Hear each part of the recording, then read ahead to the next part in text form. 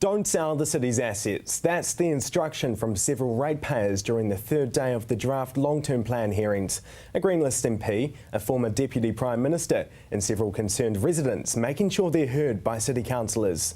A Green List MP in the council chambers delivering an important message. Eugenie Sage not supporting the possibility of asset sales. We think the council is being quite hasty in proposing to sell $750 million of its assets in year one of the plan, given the considerable uncertainty about the council's financial position. The Christchurch City Council has a massive financial black hole of $1.2 billion. Last year, council-owned companies provided $53 million of revenue to the council, helping to keep rates down.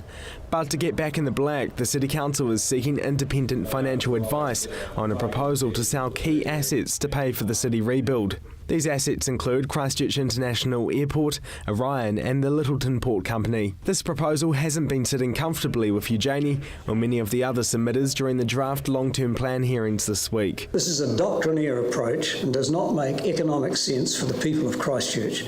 I do not support the selling of assets. This is short-sighted and better alternatives exist. For short-term gain, we lose ownership and control of assets.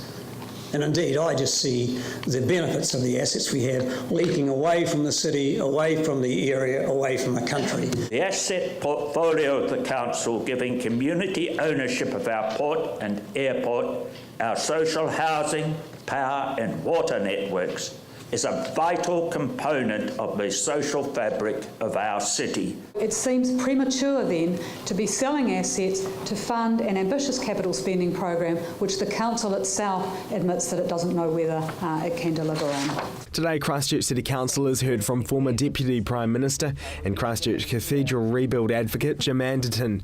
He too is against asset sales and hopes the council will listen to his advice.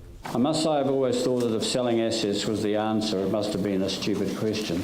He says in his experience, selling assets just doesn't work.